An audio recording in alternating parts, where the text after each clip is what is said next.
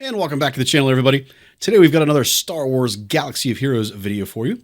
Specifically, we're going to be looking at the 2023 tier ranking of SWGOH characters and ships.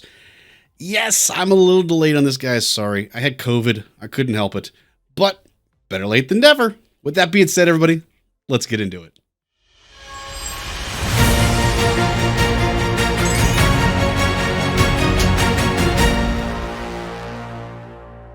All right, so first and foremost, everyone, we're going to be looking at a tier ranking here. I got to give credit where credit is due. Shout out to Arnold, T101. This is actually his tier ranking format. It's a great format. You guys know how much I love tier rankings, and I had to use it. It was too perfect. So shout out to Arnold, guys. Get over there, check out his stuff if you didn't see his already. He's obviously got a tier ranking as well. I'd be interested to see what my thoughts are compared to his, and how close we are or how far apart we are.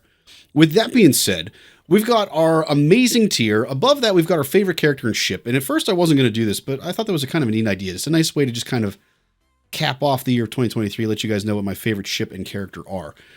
Beyond that, we've got our amazing tier. We've got our good tier, okay, otherwise known as Canada. Reluctant farm, which means we're just doing it because we have to. And then just the pass, straight up pass, we have no interest in this character. So some of this you guys can see has been pre-done. We're going to kind of finish it off, essentially, is what's going to happen here. So amazing. We're going to start here. It's very, very obvious some of the stuff that fits into the amazing tier here, everybody. Starting off with Leia, GL Leia, and Drogon. I mean, these two are, they're the meta. They're the meta right now, especially with the current Datacron that's out right now. They are the meta. Even without the Datacron moving into the future, it is highly likely that this is going to be a very top tier GL team moving into the future. So without a doubt, amazing release, not only from a what it does in the game standpoint, but also, let's be honest with you, we all wanted to see Endor Leia come to the game. Second to, of course, Slave Leia. We're probably never going to get her, but outside of the, the Jabba animation, which that was more than I thought we were going to get. But besides that, guys, we all wanted the Endor version of this. 99% of us did not want to see the Mary Poppins version of Leia, which I was very worried they were going to do. Thank goodness they listened to our feedback and how much we did not like the sequel trilogy, and they went with the Endor version for the 40th anniversary. I think that was a great move on SWGOH's part there, deciding to go with this version of Leia versus the Mary Poppins version. But like I said, absolutely amazing character, meta setting, meta defining, very, very, very good character, very obvious placement. We've obviously then beyond that, we've got Leviathan, current meta in ships. There's not much else to say, guys. It's an amazing fleet. It's an amazing capital ship. You can't go wrong with it.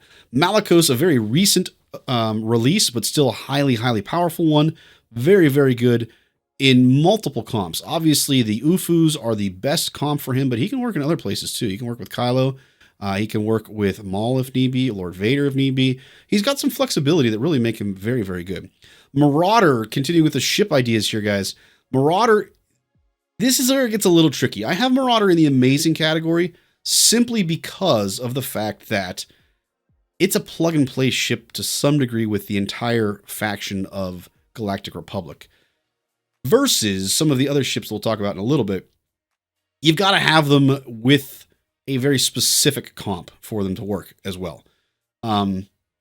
But the Marauder itself, game-changing with the Galactic Republic, especially with Negotiator. I wouldn't be shocked if we get some more releases to help Mace Windu's fleet a little bit. But for now, super amazing. The other four that we have here have been around a little bit longer, I guess with the exception of Cal. Jedi Knight Cal has been out for a little while, or is more recent. But Zorii and Rex in particular, they're probably my two favorite characters on this part of the list, simply because they have been brought in and they completely revolutionize a faction or a team that used to be trash. Leia, Drogon, totally new comp. Leviathan, totally new comp. For the most part, Malicos, totally new comp. Most people did not have the UFU teams up and running until Malicos came out. Once we got word of Malicos coming out, because remember, he was a conquest character, suddenly people took 3 months to really focus on their UFU teams. But prior to that, a lot of people didn't have that UFU team up and running. Versus Rex and Zorii, everyone and their uncle had Resistance if they had Rey. A lot of people already had Phoenix up to some degree because of other requirements. And then plus with the recent packs that have come out, the Lightspeed bundles for these two factions, It's a no-brainer, guys. These two characters immediately take those teams and turn it into an amazing, amazing comp that is able to beat some high-end teams, even some GLs. Like these, again, this is one of those things that CG has done that is absolutely right, and they need to do more of this kind of thing. Monetize the crap out of this. That's fine with me. But bring in one character that revolutionizes a faction, and brings that old faction, that nostalgic faction, back into relevancy. It's a great move on their part. And then the last two here, we've got Reva guys as well as Jedi Knight Cal. Both obviously super powerful characters within their individual factions. Great, amazing characters. We've had Reva for a little while now. We kind of all know what she's up to and what she can do. Cal is a more recent addition to that, but still very good. Now, in terms of what we have down below here that we have not put into the amazing category, characters and or ships that go into this. First and foremost, Cere. By herself, I think is arguably a good character. Even with an UFU team outside of Malicos, still I would argue good character. But because Malicos has come to the game, she immediately jumps up to amazing. I think it's a little bit debatable. If we took Malicos out of the equation, might drop down to the good tier. But Malicos is a real thing, guys. Malicos is here. It's a real team. It's an amazing comp. She's got to go up into the amazing category here. She's got to kind of bookend with Malicos. Similar to how we have Leia and Drogon bookmarked together. They're a pair. Without those two being together, it's not as good. Same thing with Malicos. If you take Cere away, if you take that UFU team away from Malicos, he's not near as good. He probably drops down to the good tier and not the amazing tier. But the two of them together with that UFU team, absolutely, absolutely an amazing tier without a doubt.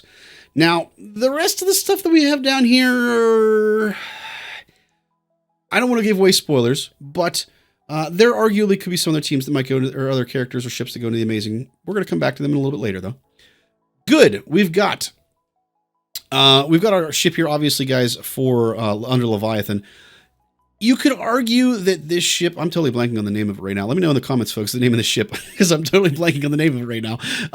You could argue that this is where the Marauder should be at, or vice versa. This should be where the Marauder is, and the Marauder should be down here.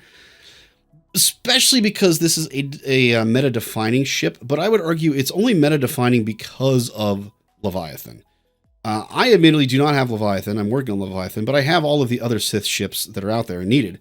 And I have it under a Mace lead currently, and it can get some holds. It's not always going to get a hold. It's not always going to require a top-end fleet to beat it, but it's still good. It's still a very good ship. Fury. There we go. I finally remember. The Fury. But I can't quite bump it up to amazing, guys, because really, realistically, the Leviathan is what makes that fleet so good, not the Fury Interceptor. Let me know in comments, folks. Do you think that I should be pigeonholing these two together? Kind of like we have with Leia and Drogon and with Cere and Malicos? Or do you think I'm right and that it should just be down in the good tier? I have a feeling this one's a little bit controversial, but it's because I don't really like ships. Sorry, guys. Next up in our good tier, we've got Kelleran Beq. This one's obviously a little bit speculative. We have not really seen him to his full potential just yet. But I suspect, looking at his kit, everyone and their uncle can theorycraft, and they can figure out he's going to be amazing. Let's be honest here. He's going to be just absolutely an amazing character, both in TW as well as GAC. He's really going to carry over to GAC really well, too, because of some of his unique characteristics under a Qui-Gon lead. This is a great character to bring to the game. I think he's going to be very good. I'm not going to go amazing because I don't think that team is quite going to be GL level or capable of beating GLs just yet. But I think we're solidly in the good tier with him. In terms of additional characters to add to that good tier, the only one at the moment, there might be two that I could consider putting here. Chieftain, I think, again, the Tuskens as a whole are a very good faction when you have everything up and running. And it's solely because of the Chieftain lead here. We do, you'll notice, have the Tusken Warrior down in the okay tier. The Tusken Warrior is very good, but without the Chieftain, without that Tusken faction, just an okay character. So for me, the Chieftain gets bumped up a tier because of that. We've got to have the Chieftain. We've got to have the rest of that Tusken team up and running for Warrior to really be effective here.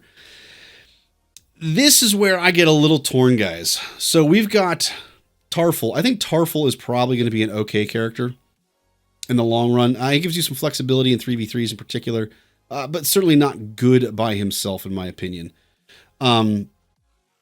Versus some of the other new releases that we've got here, Baby Yoda / IG, I think is going to be in the good tier. I think there's a lot of theory crafting that's going to be able to go along with this.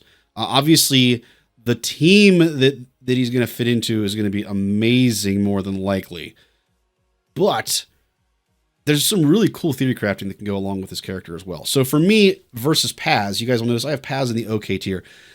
To be clear, Paz could very easily jump up to the good tier, guys, depending on how the Bow team turns out.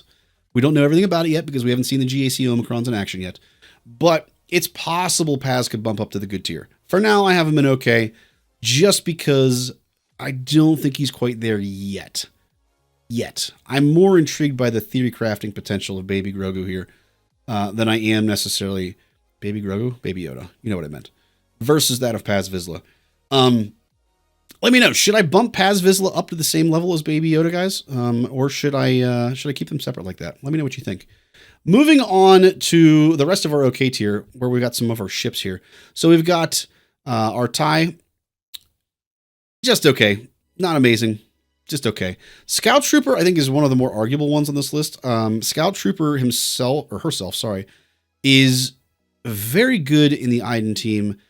But outside of that, there's not near as much workability yet. Could the Imperial Remnant faction become an issue down the road where it becomes a lot better and she's much more effective? Maybe. But for now, under the Iden team, I'd say it's just okay. It's really still the Iden character that makes her as good as she is. If you take Iden away from her, she's not really as good. So for me, it's a solid okay. Definitely not good just yet.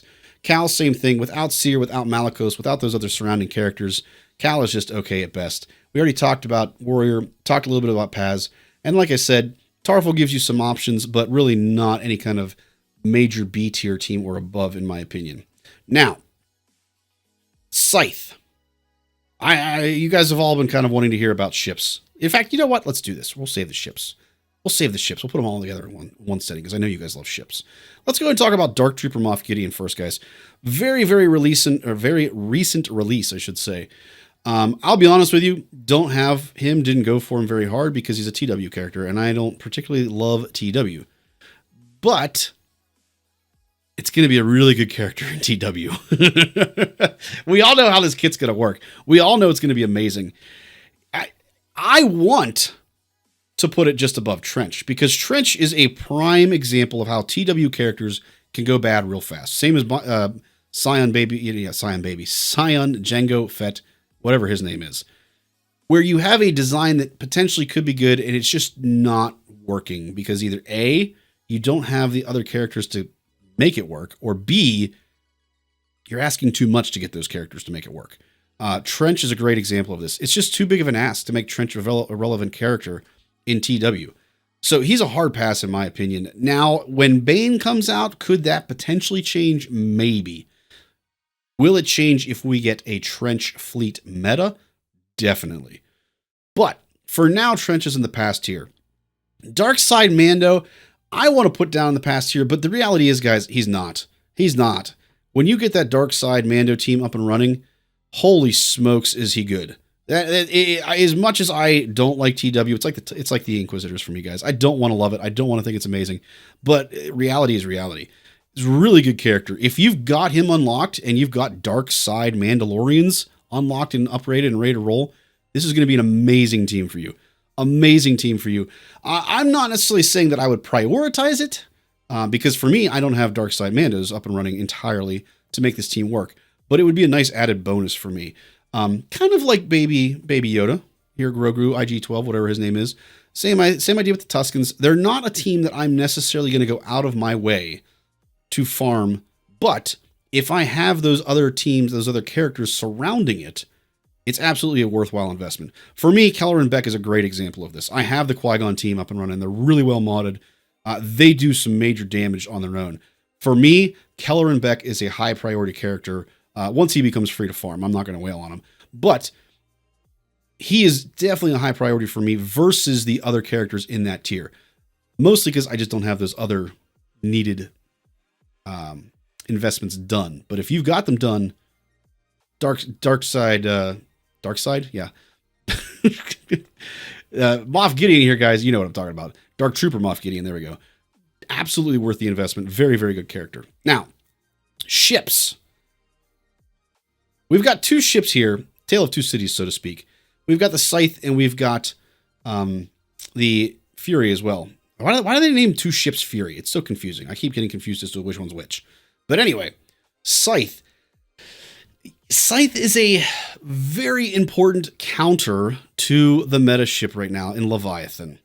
Okay? So, it should be good, right? It should be. But for those of you that know me, you know I hate the Inquisitors. I hate them with a burning passion. I only put Reva up there because it's undeniable how good she is, okay? I can't fight that. I can't fight that. However, Scythe, I can fight. Because if you put this team on defense, or even if you're using it on offense, the AI is so bad with this ship that you can get nuked. It targets the Scythe immediately. Like, without a doubt, this ship has the potential to be good, if not amazing, especially when paired with another ship that we're going to talk about a little bit later. But the problem is the AI is so bad with this that it's not a good ship. It's okay, guys. I'm sorry. I know it has its place. I know it has a lot of potential within the realm of SWGOH, but the AI is just so poor with this in terms of the targeting and everything else. It's not a viable ship on defense. As a result, it's really not going to get into that good tier. For me, it's got to be viable on defense to get into that good tier. Even with Marauder, you can put that Negotiator team on defense, and it will hold against a lot of teams. It's a world of difference because of the AI and how it approaches things. Could they fix that easily? Yes, they could.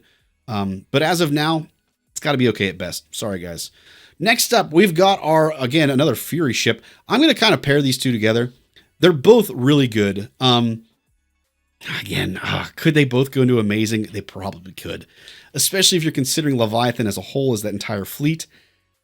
I'm going to delineate between the two, though, because for me, again, Leviathan is what makes that fleet. These two ships make it a good fleet if you don't have Leviathan. As I mentioned earlier, you can put it all under a endurance lead, under Mace, and it's good. I would say it's C+, B- tier fleet, but it has to have Leviathan, guys. So I feel like I have to just distinguish between those two levels. So for me, they're going to be bookend together. If they were amazing by themselves in other factions, we could bump them up into the Leviathan territory, but for now, not so much. All right, next up, TIE Defender. So TIE Defender is, without a doubt, going up into my favorite ship character tier. TIE Defender would be absolutely up there in the amazing tier. This ship is so good. It is so good. One, the triple attack is amazing. It will just annihilate ships. Just annihilate ships. It is so good. And then single-handedly, folks, I love this. This is why I love this ship more than anything else. So you have these stupid galactic challenges where you have to go and get 10 dodges, evades, whatever their wording is for it. You've got to get 10 of them, and there's no freaking counter. So I have no idea how many I'm getting. It's the dumbest mechanic ever. Put a freaking counter, guys. Come on, CG. You can do better than this. Put a counter for these mechanics that are like this, where you have to get a certain number of things that happen throughout the battle. You do it in contracts. You can do it here. Put the counter in so I know where I'm at on that counter and whether I got to keep stalling harder or not. But my point is, guys, single-handedly, when I get these evade a number of attacks, usually they're 10, this ship single-handedly can get me that feat. It's amazing. It's crazy. I know it's a hope and a prayer to get the win and to get whatever you're doing with the ship, but it is absolutely the defining aspect of the Empire fleet. Without the Defender, all of the counters go away. It's a great example of how the Scythe is not a good ship. If you don't have that Defender in that fleet, it doesn't work near as well. Versus if you have Defender and not Scythe. Yes, it doesn't always work, but I have occasionally beaten Leviathans without Scythe. It's rare, but I have. It's a world difference in ships, guys. And again, a lot of it comes down to the AI / the dodge mechanics. I can't believe I'm saying that dodges are a good thing, but they are. Now, the last two that we have here, I feel like this is going to be the one that's really the toughest. One of these is going to be my favorite character, and the other one is going to go somewhere in our tier ranking. Now, one of these I have, one of them I don't. I do not have Bo, as most people out there do not have Bo. Oh, it was less than 1,000, I think, people that got her. Like, it's crazy how few people got her. But with that being said, I've seen some of the footage. I've seen what she's doing. And yes, she's not trash, guys. Spoiler alert for those of you that watched her Rogue Actions or didn't watch her Rogue Actions and were like, she's not trash, blah, blah, blah. Go watch the video. You'll know she's not trash. We didn't say she was trash. Anyway, she's not trash, guys. She is absolutely, without a doubt, amazing. Merrin, absolutely, without doubt, amazing character. So first and foremost, Merrin fits in with these three. With Zori, Rex, she's the same kind of character. Bo, I would say, is the same kind of character as Reva. Not so much Cal. Cal's a little bit of a different character. But you could argue that like Reva and the Seer Malicos, as well as Bo, kind of the same thing. They all four of these take a faction as a whole and make it an amazing, amazing faction that you have to usually build around it. Reva kind of is like that. Not necessarily. It depends on how you get her. For me, it's going to be, I'm going to add her to the Inquisitors because, well, I hate the Inquisitors. So I'm not getting them until I have her. But versus these three are old legacy teams, and they come in and they just bump that team up. For me, that is the reason my favorite character of 2023 is Merrin. I love Bo. Bo is one of my favorite characters in Star Wars. I love Mandalorians. I want to love her more, but the fact of the matter is she is not taking a legacy nostalgic team that we have had in the game already and turning them into a if not S tier team. Merrin is doing that. S tier is a bit of a stretch for her, but she's definitely taking the Night Sisters up into the A category, especially in GAC. I love this aspect of what CG is doing, is where they're bringing in one character to upgrade an entire faction or an entire team and make them relevant again. And let's be honest, who doesn't love Merrin, right? If you've played the video game, you know.